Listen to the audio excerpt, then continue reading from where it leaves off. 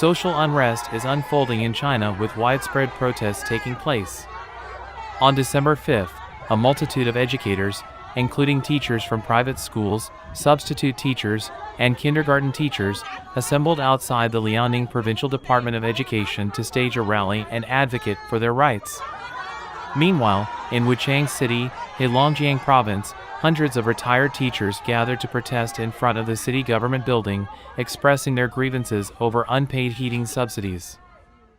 사회 불안이 중국에서 전개되고 있으며 대규모 시위가 진행 중입니다.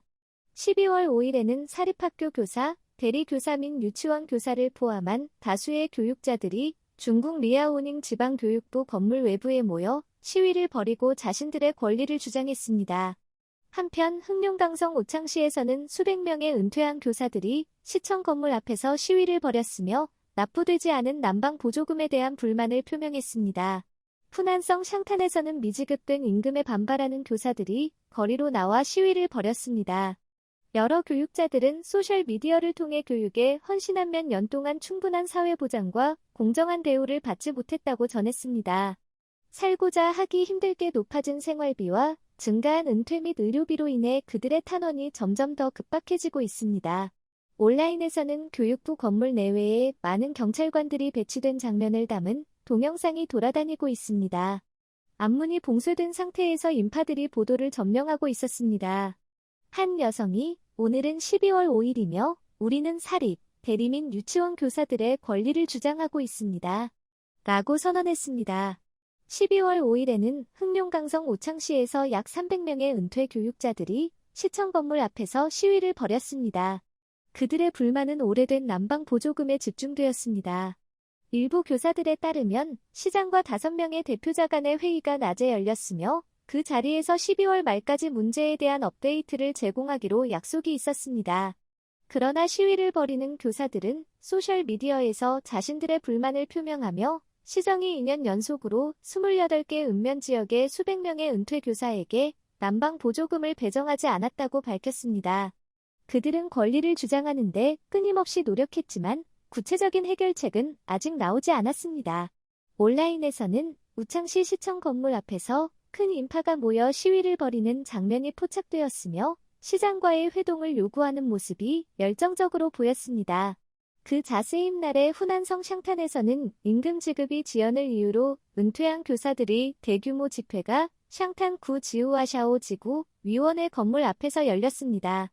11월 3일에는 중국 장시성 난창시에서 1000여 명이 넘는 교사들이 진영군 정부 앞에 모여 정부로부터 받아야 할 성과급을 회수하기 위한 목적으로 시위를 벌였습니다.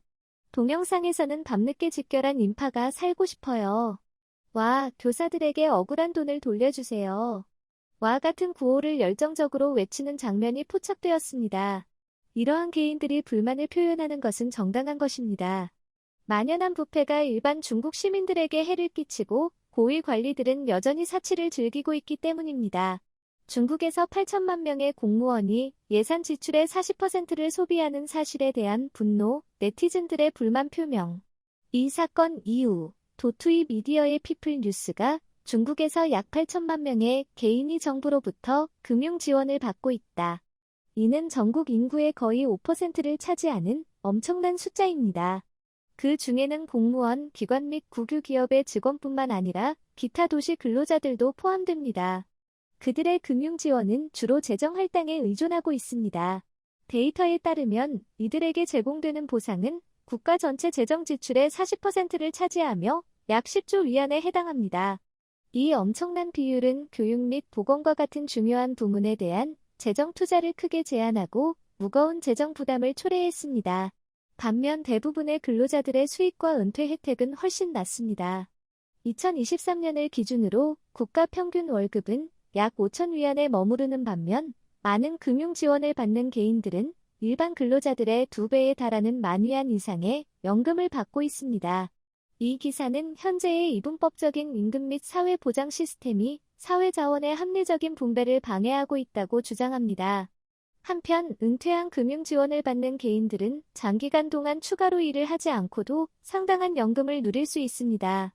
반면 일반 근로자들은 낮은 은퇴 소득으로 수입을 높이기 위해 계속해서 일하도록 선택해야 합니다. 이러한 인적 자원 할당의 불균형은 결과적으로 발생한 것입니다. 이 기사는 사회 보장 시스템의 개혁을 가속화하고 높은 통합 가능한 보안 프레임워크를 구축하는 것을 주장합니다. 개혁의 기본 방향은 근로자를 위한 기본연금 보험 시스템을 시골과 도시 주민을 위한 연금 프로그램과 통합하여 현재의 격차를 없애는 것입니다.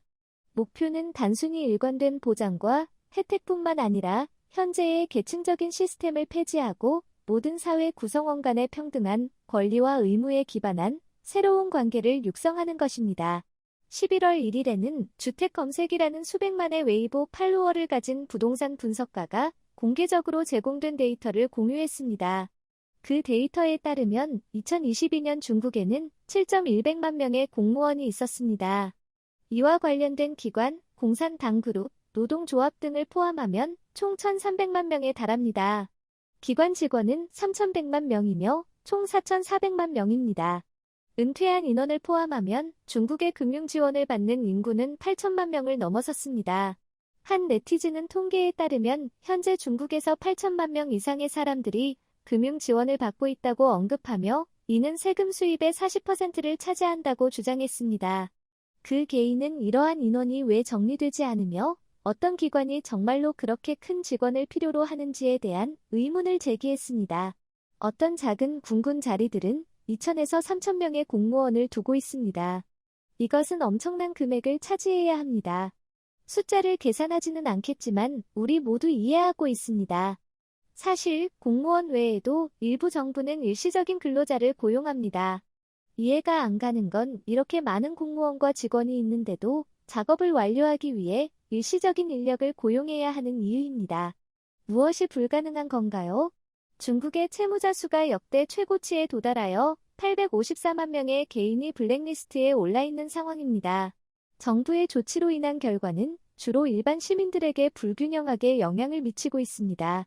중국 정부의 공식 통계에 따르면 상환 의무를 다하지 못한 사람들이 포함된 모기지, 사업 대출 및 기타 부채로 인해 854만 명이 블랙리스트에 등재되었습니다.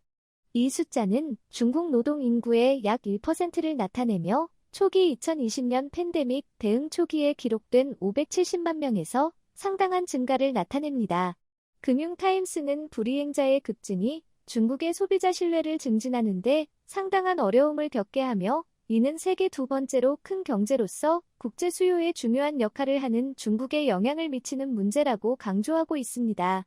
또한 중국에서 개인 파산법이 없다는 사실은 금융기관과 사회에 미치는 부채 급증의 영향을 완화하는 데 어려움을 더해주고 있습니다. 은행 및 채무자에 대한 법적 조치로 인해 발생한 이 블랙리스트는 목록에 있는 사람들에게 다양한 경제적 제한을 가합니다. 중국법은 블랙리스트에 올라간 개인들이 비행기표 구매, 알리페이 및 위챗페이와 같은 모바일 결제 앱 사용, 정부 직위 보유, 그리고 유료 도로 운전 등 다양한 경제활동에 참여하는 것을 금지합니다. 이러한 제한은 경제 회복을 더욱 방해하고 소비자 신뢰를 떨어뜨립니다. 개인 부채 위기는 중국 소비자들의 대출 급증에 따라 발생하고 있습니다. 베이징의 시각적인 사고를 하는 국립금융 및 개발연구소에서 나온 데이터에 따르면 올해 9월 기준으로 GDP 대비 가계부채 비율은 64%로 10년 전이 거의 2배에 달합니다. 생활비가 상승함에 따라 생존을 위한 대출이 필수가 되어 중국인들이 직면한 어려움과 정부 정책이 그들의 일상생활에 미치는 영향을 강조합니다. 무디즈의 중국 경제에 대한 우려가 증가합니다. 이러한 상황으로 인해 12월 6일에 중국의 신용등급 전망이 부정적으로 하락한 후 무디즈는 홍콩 및 마카오 정부, 중국은행 8곳, 중국 비금융 및 국유 인프라 회사 36곳과 그 계열사, 그리고 지방정부 재정 플랫폼 22개를 포함한 여러 기관이 전망을 더욱 하락시켰습니다. 이로써 그들의 상태는 안정적에서 부정적으로 변경되었습니다. 중국 본토 자산관리 회사의 전 최고 책임자인 리앙샤오와는 평가가 하락함에 따라 외국 기업, 투자 및 자본이 중국의 경제 미래에 대한 신뢰 부족을 나타낸다고 강조하며 이 하락은 중국 정부와 금융 시스템 신용과 밀접한 상관관계가 있는 국영은행에 영향을 미칩니다. 무디즈는 금융기관 평가의 하락이 주로 정부의 신용등급 전망 하락에서 비롯된다고 설명하며 이 에이전시는 재정 어려움에 처한 기관들에 대한 지원을 더욱 선택적으로 제공할 것으로 예상하며 이로 인해 국영기업, 지역 및 지방정부에 추가적인 압력을 가할 장기적인 위험을 내비칩니다. 은행과 부동산의 상호 연결성을 강조하며 리앙샤오와는 부동산 붕괴가 금융부문에 미치는 영향에 대한 우려를 표명했습니다. 중국의 주요 은행들이 정치적으로 영향을 받는데 위험을 회피하기 위한 회계 기법과 기술적인 방법을 통한 노력에는 한계가 있어 잠재적인 위험이 드러날 수 있다는 것입니다.